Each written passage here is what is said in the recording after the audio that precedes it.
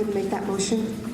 I will like to make a motion at this time to retain SWBC as the agent to go out, As insurance consultant. excuse me, as the insurance consultant to assist the district with securing employee health insurance coverage At no cost. at no cost to the district.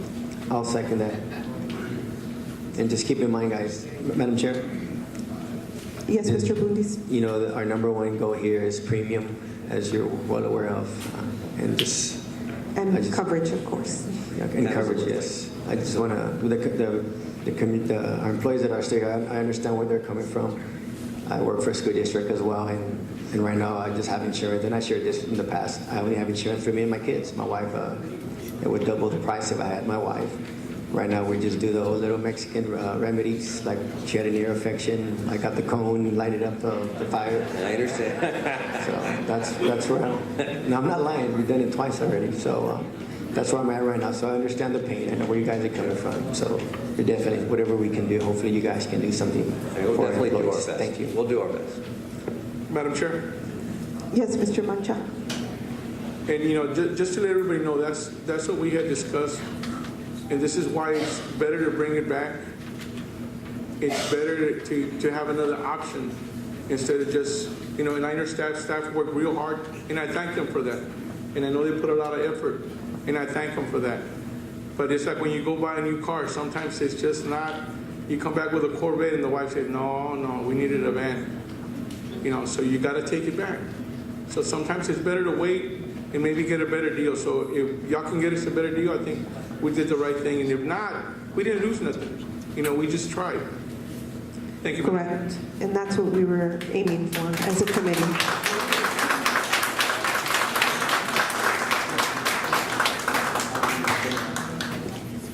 Ms. Castles? Yes, Mr. Moreno? Now, being SWBC, I mean, obviously you're going to explore various options to definitely get us the best type of rate that we can have. But what I'm curious about too is, are there other options we can explore that we can direct our superintendent to look into? Something perhaps where we can maximize our savings within the districts, or maybe perhaps look at other districts to kind of lower that group rate for us and to make us seem more attractive as a whole. I mean, are there different things that you can explore with our superintendent so we can direct them to do what's best in terms of providing our personnel with the best cost of savings? That's a tough question to answer right now because I really haven't seen any of the data yet. So I would assume most of the time when we do an analysis, we have our own actuaries and underwriters. We'll do an analysis. We'll see if there's anything that jumps out from a plan design standpoint, network standpoint, anything that's out there. It's just real hard to say right now. I have a bit of an idea what you have because I've had some experience with the district and I heard a lot earlier.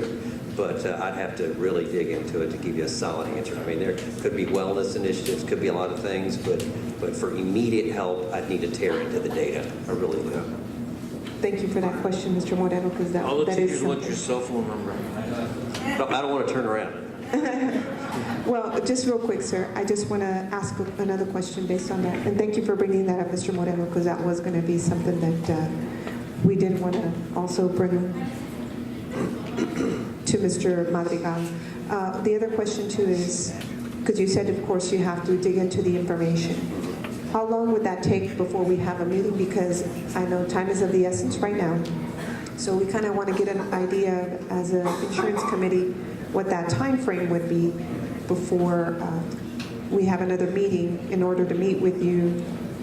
I would say if we can, as soon as tomorrow, start receiving all the utilization data from your current carrier, review all the proposals that have come in, we could probably, in a fast turnaround time, a couple weeks, 2 weeks maybe, to turn something around. Okay. But I've got to give my actuaries a few days to do their digging and do their analysis also.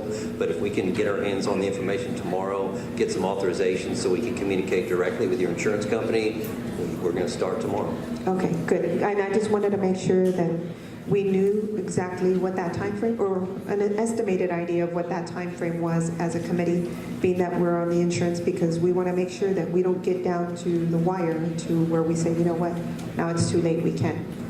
No, I go out. understand. I understand. If we get a letter authorizing us to start negotiating and talking to the insurance companies on your behalf by tomorrow, they'll start working with us right away. Okay, great. We have day-to-day contact with these insurance companies because of the amount of business that we do with them, so we're going to get on it right away. Right, I and mean, my understanding is, I know there's only 4 big companies right now, which are United Healthcare, the one we currently have, Blue Cross Blue Shield, Humana, and Aetna. Yes, ma'am.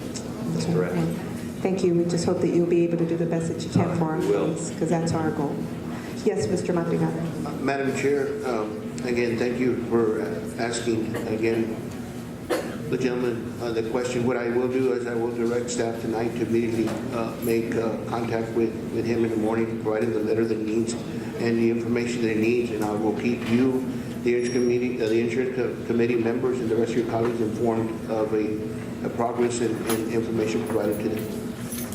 And one other thing that I did want to mention, I believe that one of the things that Mr.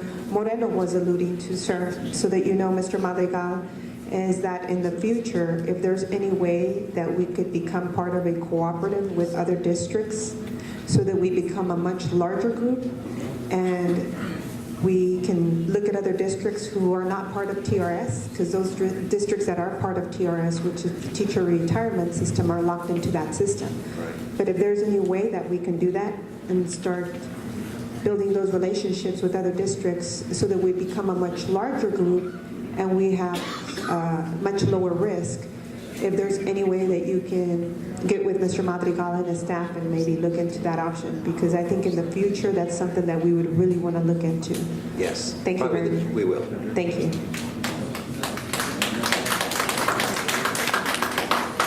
Okay, so we have a motion and a second, and we're going to call for the vote at this time. All those in favor? All those against? Motion passes. Thank you. Item 7, convene in closed session as authorized by the Texas Government Code, Chapter 551, Sections 551.071 through 551.084. Item A, the board will discuss the recommended regular personnel report, TGC 551.074. Item B, discuss board member duties, roles, and responsibilities, TGC 551.074. Item C, consultation with attorney regarding amendment to the superintendent contract regarding additional duties and compensation, TGC 551.071. Item D, consultation with attorney regarding TEA board training and governance, TGC 551.071. I have a motion to go into closed session by Mr. Mancha. A second from Mr. Quesada. All those in favor? Motion passes. The time now is 7:59.